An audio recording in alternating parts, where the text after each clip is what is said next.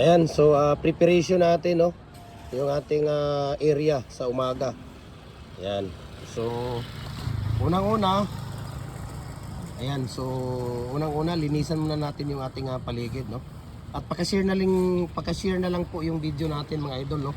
Para mas marami pa tayong mga kababayan na matutulungan, at paki-follow na rin po sa ating YouTube channel, Jim Hardware ang Kukulamber ang Concrete Products. At saka sa ating Facebook page, Jim Hardware ang Kukulamber Concrete Products, Balulang Brands, Jim Hardware ang Kukulamber Concrete Products, Kalituan Brands, Tripoli and 8 Bahayahay, Tripoli and 8 Kukulamber. At saka sa ating personal Facebook account, Felix Tan Pagikan Jr. Sa ating Instagram, Felix_Pagikan 2000. Ayan. Okay. So ito po talaga ang pinakauna nating preparation sa umaga, no? Lilinisan. Ayan, no, winawalisan nila tuwing umaga yung ating area na paglalatagan ng ating mga molder at paggawaan ng ating pins concrete post. Ayan, nililinis po nila, ayan, no? So bago po yan natin, no? Bago po yan natin nililinis, yan po ay libilado yung ating lupa, no? Yung ating lupa dito, libilado. Dapat ay libilado siya. Okay? Dapat po ay libilado ang lupa, tapos lagyan ng pine sand. Yung pinong-pino na buhangin, mga 1 inches lang bago natin ilalagay itong mga sako. Kahit hindi sako, kahit yung tawag dito, yung trapal, or yung kahit ano, basta yung ilalagay sa ibabaw ng ating pine sand, no? Para hindi tawag dito, lalabas yung simento pag naglalagay na tayo ng tawag dito ng naglalagay na tayo ng ano dyan, yung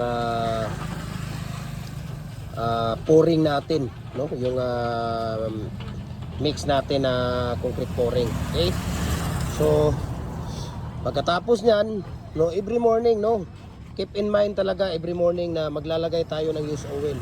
Okay, maglalagay tayo ng used oil, okay, every morning.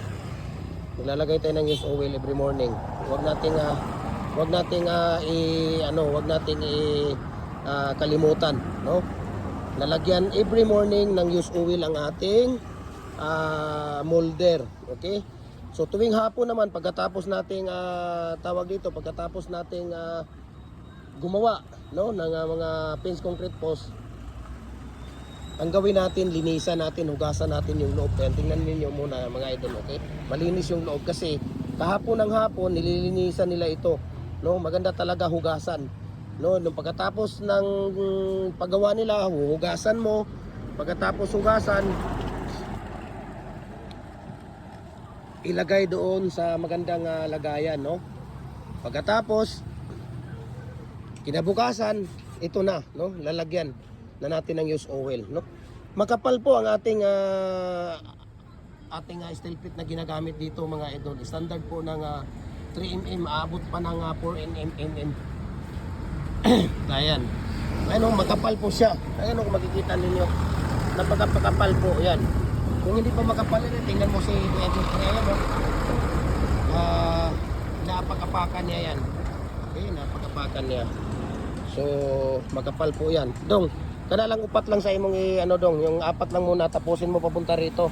Tapos maglagay ka ng ng stirrup para makita nila kung paano natin ilalagay yung stirrup. Ayan. Ayan si Kuya Jopre. Okay? So, yan na nga. Dito tayo, no? Tingnan natin si Kuya Jopre dito sa paglalagay niya ng used oil sa ating mating. Sa ating tawag dito, sa ating molder, no? Every morning po yan, naglalagay po tayo. Ayan. Okay. So ipapatapos lang muna natin dito ni Kuya Jopre ito. So mga idol, no, paki-comment naman, no, paki-share yung ating video. Masaya na ako doon sa isang share ninyo. Ayan. Yan lang po ang hihilingin ko sa inyo, para po ay mas marami pa tayong mga kababayan na matutulungan natin, mga idol, no? Especially sa mga gustong magbi-business na walang alam.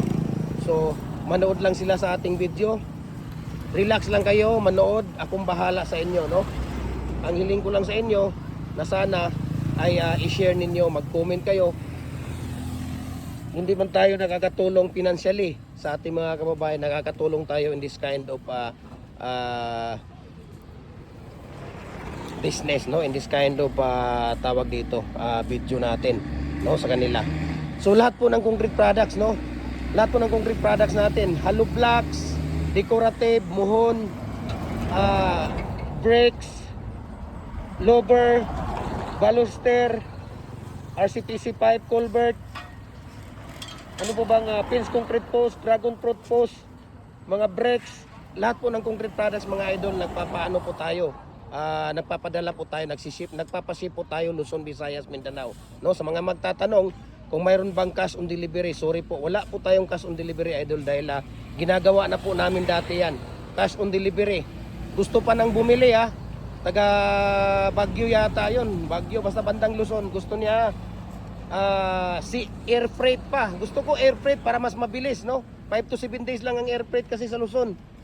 Ayan, gusto pa niyang ganyan, air freight. Nung pinadala na namin, siyempre pinadala na namin yung ay nasa Manila na. Ngayon, nag-text na ika-cancel niya. Ika-cancel daw niya yung order niya dahil may emergency.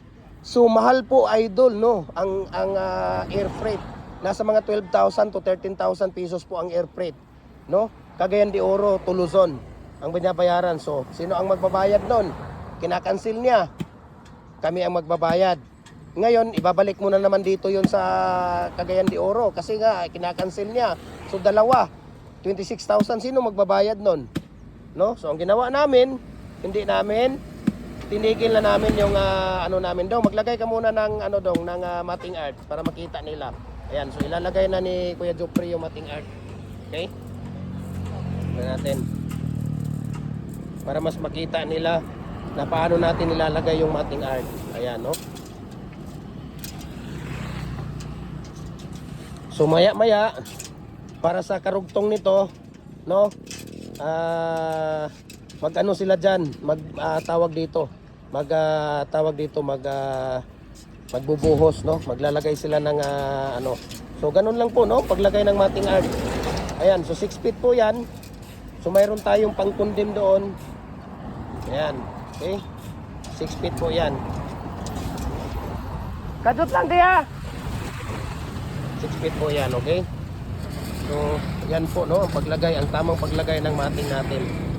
Okay? So, ayan, itutuloy natin mamaya. Okay? At least meron na kayong idea dyan.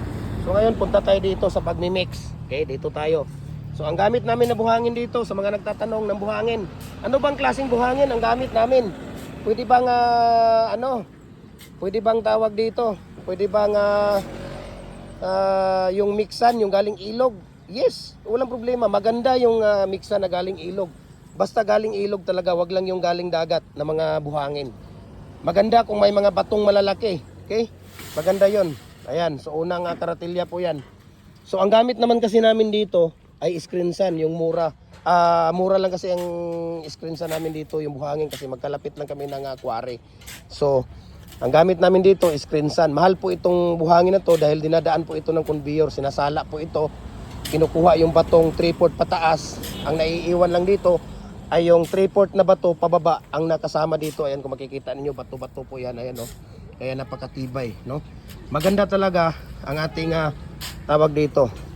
So ngayon, ang tawag dito, ang mga katanungan dito kung ano ang ratio dito sa ating simento. Ngayon, 3 karatilya po, no, na simento dito. 3 karatilya. So ang laman ng karatilya dito, 1.5 kalahati, no? 1.5 kalahati na sako ng simento na buhangin. Okay? So ngayon, ayan. So ano ang ipapalabas natin dito? Ilang piraso ang ipapalabas natin sa isang sako? Sa 6 feet namin, 8 piraso po. Okay? Sa 6 feet, 8 piraso. Sa 7 feet, 7.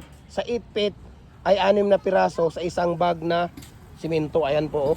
Portland cement ang gamit natin, kahit type 1 or type 1P. Okay, mahal kasi ang type 1. Kung walang type 1, type 1P, okay na yon. Okay? So, mamaya, tingnan natin ang paghahalo, no? Idudugtong natin ito mamaya, okay? Tingnan natin. Kasi mayroon tayong customer na nandoon, no? Ayun, so punta muna tayo doon, okay? So idudugtong natin ito mamaya, tingnan ninyo. Okay, maraming salamat po no. Ayan si Kuya Jopri, tinutuloy niya yung pag ano dito.